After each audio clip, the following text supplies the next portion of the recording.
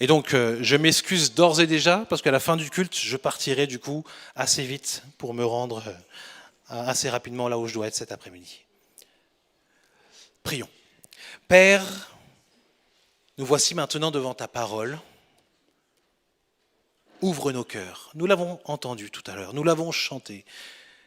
Si tu ouvres notre cœur, alors nous t'entendrons nous parler. Seigneur, si ce message est conforme à la vérité, alors que nos cœurs soient grands ouverts et que cela vienne changer, bouleverser quelque chose, Seigneur. Nous avons besoin de toi dans cet instant, dans le nom de Jésus. Amen. J'ai une question pour vous, pour commencer ce message. Vous savez, j'aime beaucoup commencer par des questions. À quoi vous attendez-vous pour les 20 à 40 prochaines minutes que l'on va vivre ensemble maintenant? À quoi vous attendez-vous pour les 20, 30 ou 40 prochaines minutes qu'on va vivre ensemble? À rien? Si?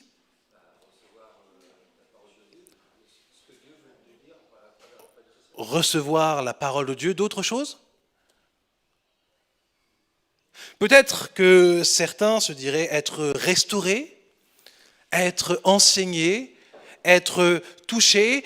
D'autres peut-être ne le diraient pas publiquement, mais diraient je m'attends à m'endormir, je m'attends à expérimenter que 30 minutes sont comme 1000 ans. Peut-être d'autres encore espèrent encore d'autres choses ici. Et c'est assez intéressant de se rendre compte que le temps de prédication de la parole de Dieu, on peut se poser la question, est-ce un moment que nous attendons impatiemment ou plutôt un temps que nous redoutons? Est-ce qu'on attend impatiemment que la prédication commence ou est-ce qu'on attend impatiemment que la prédication finisse? Peut-être certains, même en leur fort intérieur, se diront un culte avec bien plus de chants, bien plus de prières et moins de prédication, ça serait vraiment super. Encore plus choquant, et là c'est une histoire vraie, je me rappelle un jour où je parlais avec des chrétiens qui me disaient « Tu sais Rodolphe, nous regardons le planning de prédicateurs et lorsque c'est un tel qui prêche, nous restons chez nous. »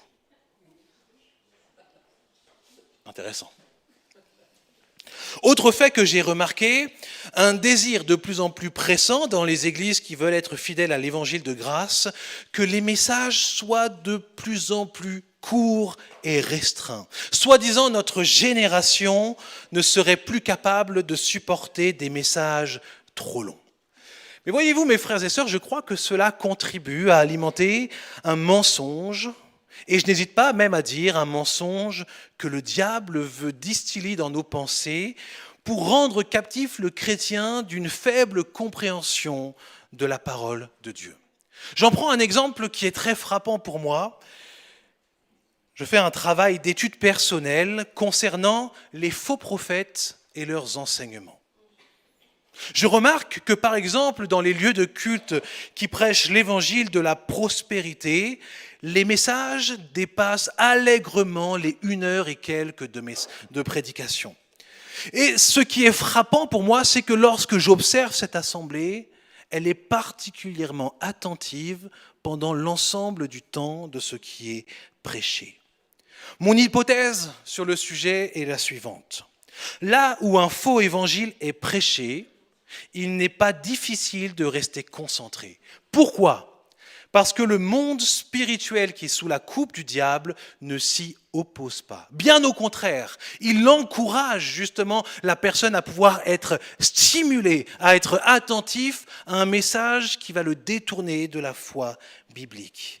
Il y a comme une puissance d'égarement qui se propage lorsqu'un faux prophète enseigne.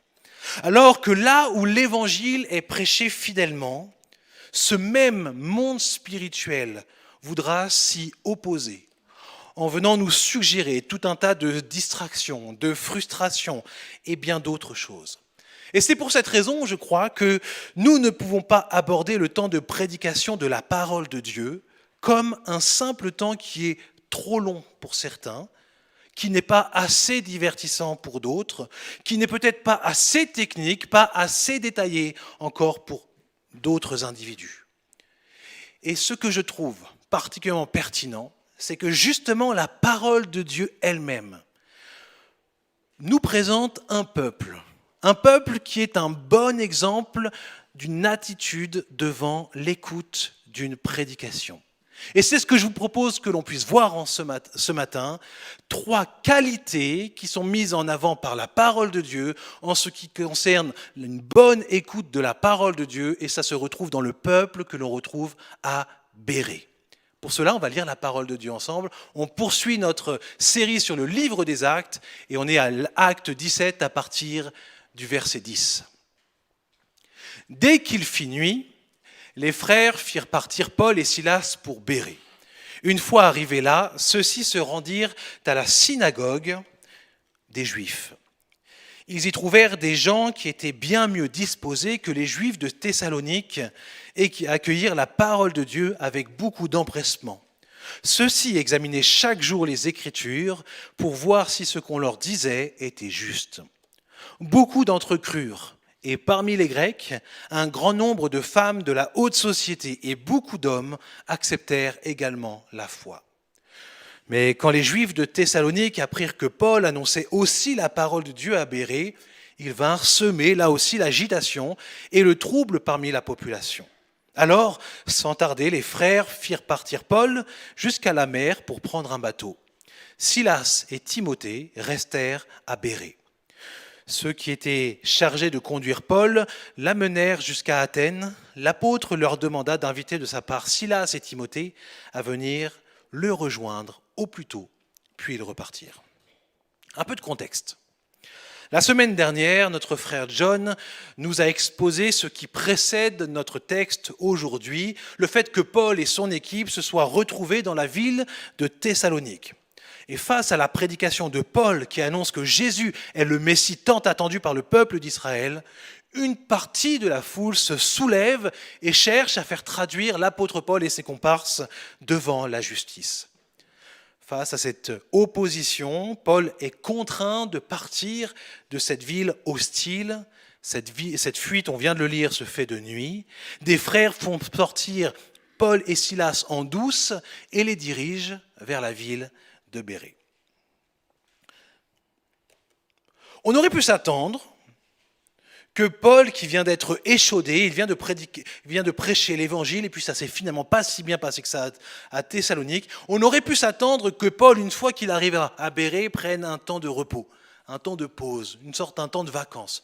Non, qu'est-ce qu'on voit ? Dès qu'il arrive à Bérée, malgré ce qui s'est passé à Thessalonique, ce qu'il fait, c'est qu'il cherche une synagogue et qu'il se remet à prêcher exactement le même message que celui qui lui a valu d'être persécuté dans la ville d'à côté. C'est intéressant de voir que malgré la mauvaise expérience qu'il a eue, Paul ne lâche pas son mandat et il continue de prêcher la vérité. Seulement, il y a quelque chose qui distingue fondamentalement les habitants de Thessalonique et ceux de Bérée. À Thessalonique, les habitants nous étaient présentés comme enflammés d'une profonde jalousie face à la prédication de cet évangile de grâce. Alors qu'à Bérée, ils nous sont présentés comme bien mieux disposés. Et lorsque vous lisez par exemple dans la version second, ce n'est pas le terme de bien mieux disposé qui nous est donné, mais c'est ils avaient des sentiments qui étaient bien plus nobles. Des sentiments nobles. Et ce que je nous propose ce matin, c'est que nous allions sur ce chemin, que nous apprenions à partager avec les Bériens ces mêmes sentiments plus nobles qui les ont caractérisés. Et voici le premier aspect de ce sentiment noble des Béréens, un saint empressement. Un saint empressement. On peut remettre le verset 11, s'il vous plaît ? Merci. Ils y trouvèrent des gens qui étaient bien mieux disposés que les Juifs de Thessalonique et qui accueillirent la parole de Dieu avec beaucoup d'empressement. On laisse le verset affiché, s'il vous plaît. Que veut dire Luc lorsqu'il nous parle de l'empressement des Béréens en ce qui concerne la parole et l'écoute de la parole de Dieu ? Ça veut dire qu'ils avaient un profond désir en eux de savoir et de connaître quel est l'enseignement qui allait leur être transmis. Ils s'attendaient à ce que cet enseignement puisse avoir une pertinence et même une nécessité pour leur marche à la découverte de Dieu. Pour eux, écouter la parole de Dieu enseignée, ce n'était pas simplement comme si j'allais en classe, je m'assois et j'écoute un enseignement académique qui ne laisse pas place à mes émotions, à mes sentiments, à mon corps. Non. Là, ce qu'ils voulaient, c'est entendre parler de la parole de Dieu et tout ce qu'ils étaient allaient être engagés dans le fait d'écouter la parole de Dieu. Leur intelligence, mais aussi leurs émotions sont mis au service de cette écoute. Ils avaient de l'empressement pour écouter la parole de Dieu. Vous savez, dans ce monde, on peut avoir de l'empressement pour énormément de choses. Par exemple, imaginons qu'il y a un ami ou une amie que tu n'as pas vu depuis 10 ans. C'est peut-être même ton meilleur ami et tu sais qu'à une date précise, tu vas le revoir ou tu vas la revoir.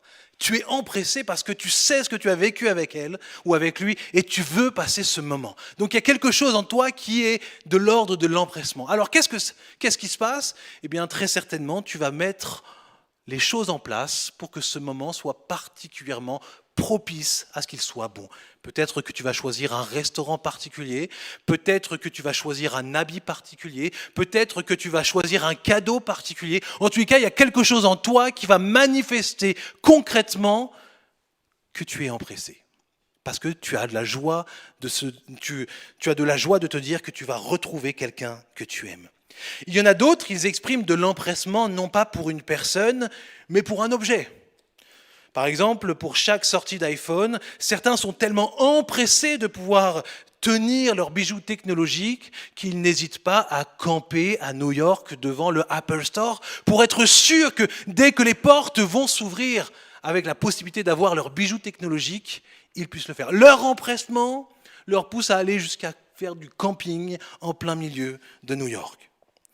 Et puis il y en a d'autres, finalement, d'une manière encore plus noble, comme les chrétiens de Bérée, qui étaient remplis d'empressement pour l'écoute de la parole de Dieu. Cela veut dire que leurs actes, leurs mouvements, leurs émotions étaient mis au service de la parole qui allait être prêchée. Ils s'attendaient à ce qu'il soit possible que Dieu veuille leur parler. Alors, ils se préparaient à cela. Nous en revenons à notre question d'introduction. Qu'attendez-vous ? Qu'espérez-vous de ces 30 à 40 minutes de prédication de la parole de Dieu que nous avons chaque dimanche ? Est-ce que, comme les Béréens, nous sommes empressés de vivre ce moment dans lequel Dieu pourrait bien vouloir nous parler ? Et concrètement, qu'est-ce que cela changerait dans ma vie et dans ma semaine si j'étais convaincu et empressé par cette idée ? Qu'est-ce que ça pourrait changer ? Qu'est-ce que cela changerait si j'avais cette forte opinion que la prédication de la parole de Dieu le dimanche n'est pas qu'un simple enseignement, mais un temps que Jésus veut et peut utiliser pour me rejoindre dans ce que je vis et m'amener à voir et comprendre un peu plus qui il est et ce qu'il veut. Quel est ton empressement à l'écoute, à l'idée d'écouter la parole de Dieu ? Il me semble que notre capacité à être empressé d'écouter la parole de Dieu prêchée aura un impact sur notre compréhension et notre application de cette parole de Dieu dans notre vie. Est-ce que vous avez remarqué d'ailleurs que ce passage ne met en aucun cas en lumière les capacités oratoires de l'apôtre Paul ? Tout est mis en lumière sur la capacité et la qualité des Béréens à être enseignés et à être empressés ici. Ce qui est intéressant, ce qui nous intéresse ici, ce qui intéresse les Béréens, c'est le message qui est prêché, bien plus que le messager qui prêche. Alors oui, les prédicateurs, nous devons apprendre à grandir dans l'art de la prédication pour vous présenter l'évangile de la manière la plus cohérente pour que ça soit le plus compréhensible possible. Mais Dieu ne se limite pas à nous parler au travers des bons prédicateurs. Il nous parle au travers de tout chrétien qui prêche fidèlement la parole de Dieu. J'aimerais juste te redire cela. Dieu ne se limite pas de nous parler au travers des bons prédicateurs, mais il nous parle au travers de tout chrétien qui prêche l'évangile fidèlement. L'écoute empressée et attentive de la parole de Dieu, c'est une activité qui est spirituelle. Ce n'est pas quelque chose de naturel. C'est un élément qui doit être cultivé dans notre vie avec soin. Ça veut dire qu'il y a une préparation que nous devons avoir afin de pouvoir bien entendre et bien écouter la parole de Dieu. Et là, je mets en garde contre une mauvaise compréhension de cette préparation. Il y a des personnes qui se disent « le moment qui me permet de bien être préparé à l'écoute de la parole de Dieu, c'est la louange et la prière qui précèdent la prédication. » Mes frères et sœurs, ça, c'est faux. Pourquoi est-ce que c'est faux ? Parce que alors que nous sommes en train de louer notre Dieu avec la bouche ouverte, Dieu est déjà en train de parler à notre cœur. Et alors que nous sommes en train de prier, nos frères et sœurs sont déjà interpellés par ce que nous pouvons dire et Dieu, par cet intermédiaire, est déjà en train de parler à nos frères et sœurs. Ça veut dire que si nous voulons entendre Dieu nous parler au travers du culte, ce n'est pas le culte qui me prépare à entendre parler de Dieu, mais c'est ma piété tout au long de ma semaine qui me prépare à cette rencontre. Le temps de louange, le temps de prière n'est pas un temps de préparation. C'est déjà un temps dans lequel nous sommes pleinement acteurs de la gloire de Dieu et nous recevons déjà ce que Dieu a à nous dire. Donc si tu veux être préparé pour bien entendre un message, ne te dis pas que la prédication va te servir de préparation, que la louange va te servir de préparation. Ce n'est pas le but de la louange. La louange n'a pas pour but de te préparer, elle a pour but de glorifier Dieu. Ce n'est pas ton dimanche matin qui va marquer ton empressement, mais c'est ta semaine. Bon, je prends des exemples concrets, je ne dis pas que ça s'applique à tous. Certains, par exemple, voudront se coucher peut-être plus tôt la veille pour être en forme lors de l'ensemble de la célébration. D'autres choisiront pendant le message de prendre des notes pour rester concentrés. Ce n'est pas une règle. Pour certains, ça aide, pour d'autres, non. D'autres prieront aussi tout au long de la semaine afin que leur pensée, elle reste captivée par l'Évangile. Parce que naturellement, notre esprit a envie de divaguer. Alors il est bon de prier pour que justement nous soyons captifs de cet Évangile qui nous est prêché. Et une manière bénéfique ici pour tous, pas seulement pour toi, de manifester notre empressement, c'est de prier pendant toute la semaine pour le prédicateur qui va apporter la parole de Dieu. Je pourrais poser la question, mais je ne le ferai pas. Qui cette semaine a pris le temps de prier pour le prédicateur par rapport au message qu'il allait nous délivrer ? Cela peut marquer malgré tout notre empressement.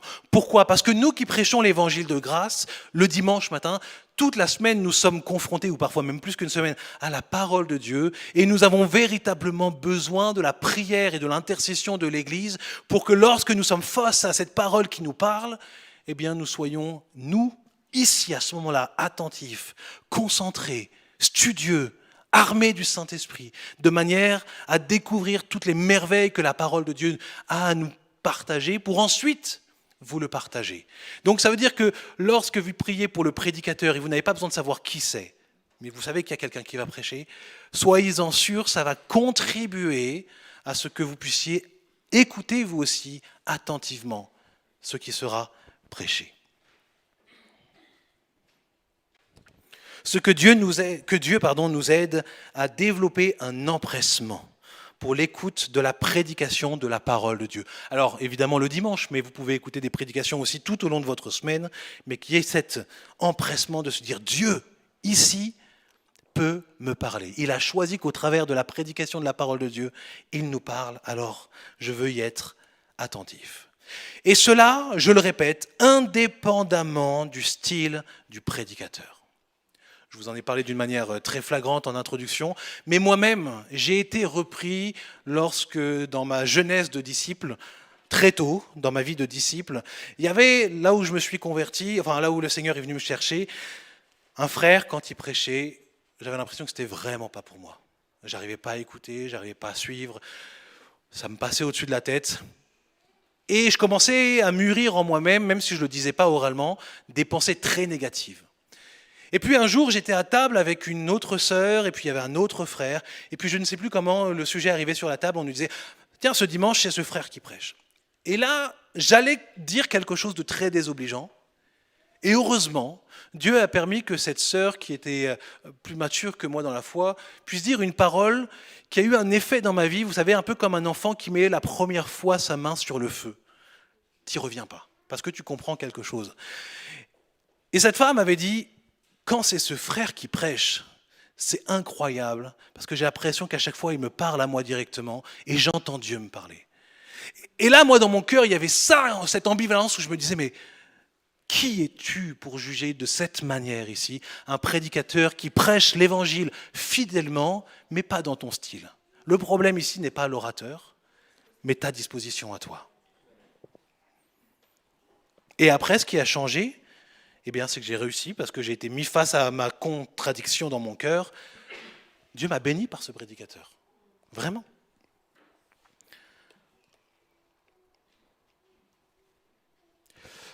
Deuxième point. Empressé, mais pas naïf. Passons à la deuxième qualité que révèle Luc pour une bonne écoute d'une prédication. Est-ce qu'on peut... Non, c'est très bien, on y est déjà. Ils s'y trouvèrent des gens qui étaient bien mieux disposés que les Juifs de Thessalonique et qui accueillaient la parole de Dieu avec beaucoup d'empressement. C'est ce qu'on vient de voir. Ils examinaient chaque jour les Écritures pour voir si ce qu'on leur disait était juste. Savez-vous quelle est la meilleure arme des faux prophètes ? Le mensonge ? Non, ce n'est pas le mensonge. La parole de Dieu est la meilleure arme des faux prophètes. En effet, tout mouvement qui prêche un faux évangile et détourne les hommes du vrai Jésus-Christ s'appuie sur la parole de Dieu. Seulement, ils le font en tordant le sens des passages, en lui faisant dire ce qu'elle ne dit pas. Et en fait, ce que les faux prophètes font, ils ne font que reproduire ce que le diable lui-même fait. C'est ce qu'il a fait notamment avec Adam et Ève, quand il leur dit, attendez, Dieu a dit, donc la parole de Dieu, Dieu a dit, vous ne mangerez pas de ça ? Okay ? Est-ce qu'il a vraiment dit ça ? Donc là, il prend la parole de Dieu, il a tort. Mais d'une manière encore plus flagrante, quand Jésus vient de passer 40 jours de jeûne et qu'il se retrouve dans le désert et qu'il est tenté directement par Satan, comment est-ce que Satan vient à chaque fois tenter Jésus ? Il prend la parole de Dieu, il dit, voici ce que dit la parole de Dieu. Soumets-toi à moi. Voici ce que dit la parole de Dieu. Donne-toi à manger tout seul, tu n'as pas besoin de ton père, etc. Donc à chaque fois, le diable prend la parole de Dieu qui est bonne et véritable et il fait en sorte qu'elle soit mal comprise, qu'elle soit détournée. Alors soyez-en sûrs, mes frères et sœurs, les faux prophètes, qui sont les plus prolifiques malheureusement, ce sont ceux qui citent le plus la parole de Dieu. Mais ils le font d'une manière condamnable par l'Évangile. Les Béréens, là-dessus, ne sont pas naïfs et ils adoptent la bonne attitude. Qu'importe la carrure, qu'importe les miracles et l'aisance oratoire de Paul, c'est quand même l'apôtre Paul qui a accompli énormément de choses et d'actes extraordinaires. Son message, qui proclame que Jésus est le Messie selon les Écritures, sera vérifié par les Béréens, dans la parole de Dieu elle-même. Et il faut se replacer dans le contexte. Ils ne viennent pas à la synagogue, chacun avec leur Bible dans leur poche ou leur smartphone où ils ont tout. Déjà, ils n'ont que l'Ancien Testament, d'accord ? Et en plus de cela, quasiment personne n'avait des rouleaux justement de la parole de Dieu. Ça coûtait bien trop cher. Donc qu'est-ce qui se passait ? Les synagogues avaient une partie ou l'ensemble des écrits. Et donc ça veut dire que les Juifs venaient dans la synagogue et chaque jour, la parole nous dit ici, ils allaient dans les rouleaux qui étaient publics et ils vérifiaient ici. C'est-à-dire qu'ils faisaient la démarche de sortir de chez eux pour aller à la synagogue. Ils investissaient du temps de manière à simplement vérifier si ce qu'on leur disait était vrai.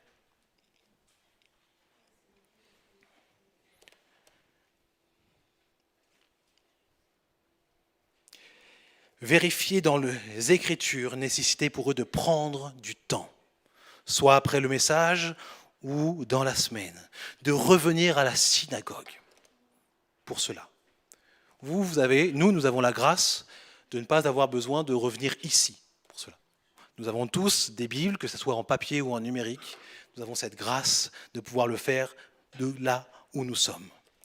Et là, ils prenaient le temps de vérifier si cet enseignement nouveau pour eux était bien conforme à la parole révélée de Dieu. Il y a deux choses ici que je veux soulever. Une pour les prédicateurs, enfin ceux qui enseignent la parole de Dieu d'une manière générale, pas seulement les prédicateurs, et une pour nous tous qui écoutons. Voici ce que les prédicateurs doivent viser. Que ce qu'ils prêchent soit distinctement visible pour le chrétien quand il rentre chez lui, lorsqu'il ouvre la parole de Dieu. C'est-à-dire que ce que le prédicateur doit viser, c'est que lorsque chacun d'entre nous, on sera chez nous et qu'on n'aura plus l'aide des autres, on ouvre la parole de Dieu et on se dise « ça c'est vraiment ce que j'ai entendu ce matin ». Je le vois dans la parole de Dieu. Et c'est ça qui vient me convaincre. Ce n'est pas le prédicateur qui vient me convaincre, mais c'est la parole de Dieu elle-même qui vient me convaincre que ce qui a été dit était véritablement inspiré et venait vraiment de Dieu. Que le prédicateur ait cela en souci, que l'auditeur puisse voir dans la parole de Dieu, ils examinaient chaque jour les Écritures pour voir si ce qu'on leur disait était juste. Oui, c'est bien ce qui m'a été dit ce matin. Et pour nous tous qui écoutons, nous sommes appelés à faire ce travail de discernement. Pour certains textes très compliqués, on aura besoin de l'aide des autres, mais pour la plupart des textes, dans notre temps personnel avec Dieu, nous n'avons pas besoin d'un magistère au-dessus de nous, quelqu'un au-dessus de nous, qui soit là pour nous dire comment interpréter et comment nous devons discerner. Nous avons tous, nous les chrétiens qui avons placé notre confiance en Jésus-Christ, le Saint-Esprit en nous qui joue ce rôle dans notre vie, de nous aider à voir si ce que l'on nous a enseigné est conforme à la parole de Dieu. Et lorsque après nous avons des doutes, on peut demander à un frère ou une sœur peut-être plus mature de nous éclairer. Mais il y a déjà ce premier pas personnel. Et ce que je remarque aujourd'hui dans l'Église moderne, eh bien, c'est que le premier pas lorsque quelqu'un finalement n'est pas sûr ou ne connaît pas encore sa parole, c'est d'aller voir un responsable, d'aller voir une autorité spirituelle, plutôt que déjà de prendre personnellement ce temps seul face à la parole de Dieu. Évidemment, après, si on n'arrive pas à trouver la solution, il n'y a aucun mal à demander de l'aide, mais Dieu nous appelle ici à prendre ce temps seul pour vérifier dans la parole de Dieu. Le but n'est pas de chercher la petite bête sur les détails d'un message, mais de savoir si ce qui m'est enseigné est conforme. De se poser la question, est-ce que le message que j'ai entendu met vraiment au centre la parole de Dieu ? Ou est-ce que le texte est simplement utilisé comme un prétexte pour que le prédicateur puisse faire passer sa philosophie à l'Église ? La prédication en elle-même glorifie-t-elle Jésus ? Ou est-ce qu'elle glorifie seulement, ou même elle glorifie le messager qui porte la prédication ? Est-ce que la prédication nous amène à célébrer la gloire de Jésus et à mener une vie sainte ou non ? Est-ce qu'elle nous écarte du poids du légalisme ou est-ce qu'elle nous place aussi face à un laxisme qui va nous emmener à pécher ? En fait, les points d'attention sont divers et elles doivent se préciser en fonction de chacun et de chaque prédication et de chaque contexte local. Est-ce que ce message nous encourage à vivre d'une manière à prendre au sérieux nos responsabilités dans ce monde, tout en regardant et en espérant au monde à venir ? À chacun de se poser ses propres questions. Des questions que bien sûr vous pouvez vous poser pendant le culte, mais surtout après, lorsque vous êtes au calme chez vous. Notre engagement personnel dans la lecture et la connaissance de la parole de Dieu nous sera ici d'une grande aide. La question de l'empressement, de l'enthousiasme et de la passion. Que le peuple de Dieu compte sur Dieu pour renouveler sa passion des saintes Écritures. Non pas seulement parce qu'elles nous apportent une connaissance qui est bonne, mais parce que c'est Dieu qui parle. Un prédicateur a dit un jour, « Tu veux entendre Dieu te parler ? Lis la parole à haute voix. » C'est Dieu qui veut nous parler.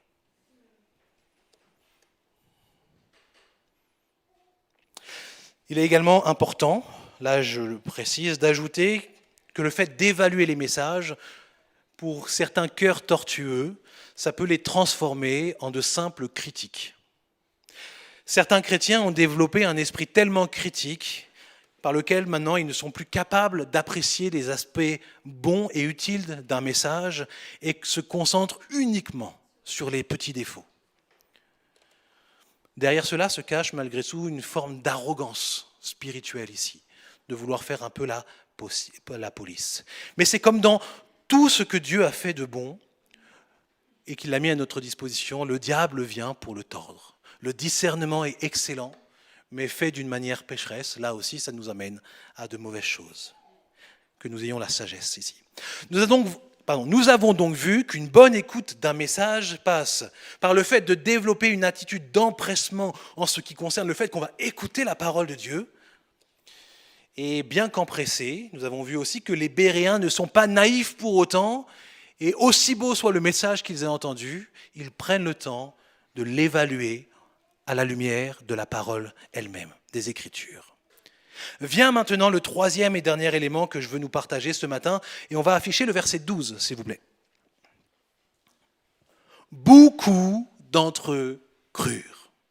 Et parmi les Grecs, un grand nombre de femmes de la haute société et beaucoup d'hommes acceptèrent également la foi. Beaucoup d'entre eux crurent. Les Béréens n'ont pas seulement reçu et étudié la parole de Dieu, ils y ont aussi répondu. Luc, qui a écrit ici le livre des Actes, nous montre bien le lien qu'il y a eu entre le fait qu'ils aient recherché dans les Écritures et le fait qu'ils se soient mis à croire. La réponse de foi qui a été celle suite à la prédication et à la recherche dans la parole de Dieu, c'est que beaucoup d'entre eux crurent. Mes frères et sœurs, si un message est conforme à la révélation de la Bible, il réclame de notre part une réponse. Cette réponse peut être de différentes natures. Pour quelqu'un qui ne connaissait pas Christ, ça peut être la réponse par la conversion. C'est le cas de ce que l'on voit ici. Pour d'autres, en fonction du message, ça sera peut-être une réponse qui se manifestera dans une joie profonde de se savoir pardonné par Dieu. Pour d'autres, dans une situation qu'ils sont en train de vivre, la réponse à la prédication, ça sera une confiance renouvelée en Dieu. On a entendu une promesse qui vient nous rejoindre directement dans la souffrance dans laquelle nous sommes. Et par la foi, nous choisissons de saisir cette promesse. Nous voyons qu'elle est véritable, elle est biblique. Pour d'autres, ça sera peut-être une repentance. Pour d'autres, la réponse, ça sera peut-être une ferme décision, c'est-à-dire que ça y est, je vois dans la parole de Dieu ce que Dieu attend de moi. Je veux m'engager pour ceci, je veux faire cela. C'est là-dessus que Dieu m'attend. Pour d'autres, ça ne sera pas un acte comme cela, mais la réponse qui sera appropriée, ça sera la louange. On entendra quelque chose que Dieu a fait et notre cœur nous poussera à le louer et à l'adorer de plus en plus. C'est une réponse à la prédication. D'autres, ça sera la prière, l'intercession. Peut-être qu'un dimanche, on aura parlé d'un frère qui est persécuté au travers de l'église naissante. Et là, ça nous poussera à nous maintenant à répondre à cela en priant pour nos frères qui aujourd'hui sont persécutés. La réponse à une prédication est extrêmement multiple.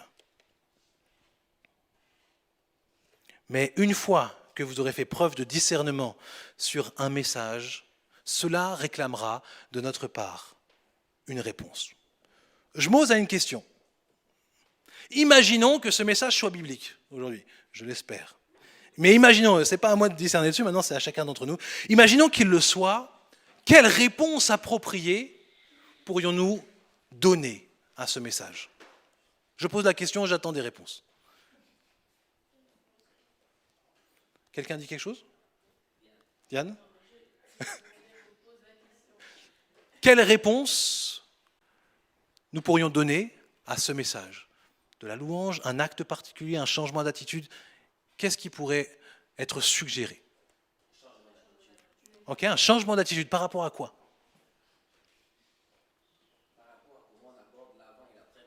Ok, par rapport à comment on aborde l'avant et après message. Voilà une réponse possible. Comment? Une interpellation, ok, donc ça vient nous rejoindre, oui? Avoir un peu plus d'honnêteté par rapport à nos croyances. C'est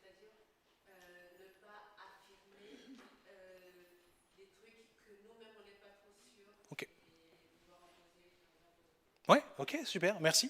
En fait, les réponses, elles sont multiples et elles dépendra de là où on en est chacun dans la foi et de ce que l'on vit en ce moment. Mais si c'est biblique, ça va provoquer une réponse dans notre vie, si toutefois nous avons pris le temps d'écouter, de vérifier, et alors, voilà, ça va travailler dans notre cœur. La prédication de la parole de Dieu attend une réponse. Quand on prêche, ce n'est pas un partage d'informations. Mon but, c'est de vous convaincre. Ce n'est pas de vous donner un truc et de vous dire vous êtes d'accord ou non. C'est je suis convaincu de ce que je vous dis, donc je vous le dis avec ferveur et j'espère avec pertinence. Quand l'apôtre Paul ici parle, enfin Luc ici parle des Béréens, il n'est pas en train de nous dire ça peut être bien de vérifier chaque jour dans les Écritures. Non, là il nous montre quelque chose qui est bien et qui est pour nous un bon exemple et qu'il faut faire. Quand Jésus nous parle du péché, il ne nous dit pas ça pourrait être bien de se détourner du péché. Non, détournez-vous du péché. La prédication de la parole de Dieu, ce n'est pas un partage d'informations. Le but, c'est de partager les choses avec conviction. Tout ce que l'Écriture enseigne doit être respecté. Et les Béréens ici nous témoignent de la manière dont ils considéraient les Écritures comme étant la seule source d'autorité supérieure en matière de foi et de pratique. Leur premier réflexe n'était pas d'aller voir le rabbin, n'était pas d'aller voir le sage, mais de se tourner vers les Écritures. Que dit la Bible ? Voilà la question qui résonnait au fond de leur cœur. Et voilà la question que je veux qu'il puisse résonner au fond de notre cœur. Que dit la Bible sur le sujet que nous venons d'entendre ? J'aimerais terminer avec une image. Nous sommes ici à Saint-Étienne. Historiquement, quels sont les grands points forts de cette ville ? N'hésitez pas à les dire, il y en a plusieurs. Soyons fiers de notre ville. Quels sont les points forts historiquement de notre ville, les choses marquantes ? Ok, il y a une ville minière. Est-ce qu'il y a autre chose ? Hein ? L'ASS, est-ce qu'il y a autre chose ? Le design et l'art en ce moment, oui, c'est vrai. Voilà, il y a l'église baptiste de Saint-Étienne aussi. Non. L'image que je veux utiliser, évidemment, ici, c'est celle de la mine. Cet héritage que l'on a dans cette ville. Et j'ai simplement envie de te dire ce matin que, tout comme ceux qui nous ont précédés ici dans les mines de charbon, toi aussi, tu as une mine à explorer pour en faire ressortir des trésors. Armé de ta torche, tu vas plonger dans les profondeurs de la mine. La mine en question, c'est la parole de Dieu. La torche dont tu es équipé, c'est le Saint-Esprit qui est en toi et qui vient illuminer chacune des parois de cette mine. À l'aide de ta pioche, mon frère, ma sœur, tu vas creuser de plus en plus profondément. Qu'est-ce que c'est cette pioche ? Cette pioche, c'est le temps que tu investiras dans la mine, qu'est la parole de Dieu, éclairée par le Saint-Esprit. Et sois-en sûr, plus tu vas piocher, plus tu vas t'enfoncer en profondeur dans la mine, plus tu vas ressortir, non pas avec du charbon qui va te salir, mais avec les pierres précieuses de l'Évangile, que sont les promesses que Dieu a pour son peuple. Et plus tu plongeras en profondeur dans cette mine, plus tu trouveras encore quelque chose de plus précieux que les promesses de Dieu, Jésus-Christ en personne. Et la Bible nous montre que Christ est le joyau le plus précieux que nous pouvons trouver au fond de cette mine qu'est la parole de Dieu. Et ce qui est formidable, c'est que ce n'est pas comme le diamant où il y a besoin d'aller en profondeur, où il y a besoin de forcer. Le diamant de Jésus-Christ, il est à toutes les couches, à toutes les profondeurs de la parole de Dieu. Dès le premier coup de pioche, on tombe sur Jésus. Et jusqu'à notre dernier coup de pioche, on tombera sur Jésus. Jésus-Christ. Nous découvrirons de plus en plus sa grandeur, sa largeur, sa hauteur, la beauté éclatante de son nom. Jésus-Christ, le Messie, le seul unique Messie que le peuple d'Israël a tant attendu et dont nous avons eu la grâce de la révélation. À lui et à lui seul soit toute la gloire. Amen. Amen. Père, nous voulons nous placer devant toi maintenant en reconnaissant que ta parole est pour nous un trésor, une mine dans laquelle nous voulons apprendre à plonger nos regards pour aller de plus en plus en profondeur. Merci Seigneur d'aider déjà nos prédicateurs, les enseignants, à être conformes à ta parole. Mais indépendamment de l'amour que nous avons pour tous ceux qui prêchent, et notamment pour moi-même en tant que pasteur. Donne-nous la sagesse de ne pas prendre pour argent comptant ce qui nous est proclamé, mais de pouvoir vérifier dans la parole de Dieu si ce qui est prêché est conforme à ton évangile. Si nous nous trompons par moment, cela peut arriver, eh bien que nous puissions être mis devant la vérité pour que ton Église grandisse en sainteté et en vérité. Que nous ne nous cachions pas derrière la crainte de heurter, que tu nous donnes la compassion, l'amour pour que nous puissions dire les choses réellement, sans heurter et avec amour, Seigneur. Merci pour ceux qui prêchent, merci pour ceux qui écoutent, mais surtout merci pour ton esprit qui permet que chaque membre de ton Église puisse vérifier et répondre à ta parole. Ce matin, encore une fois, merci pour ce témoignage que tu nous laisses. Et nous voulons simplement te demander que notre Église, mais pas seulement la nôtre, Seigneur, que ton Église retrouve, ou en tout cas travaille à cet empressement de se retrouver face à l'écoute de la parole de Dieu qui est prêchée. Nous croyons que tu veux nous parler, alors nous voulons encore continuer à t'écouter. En Jésus. Amen.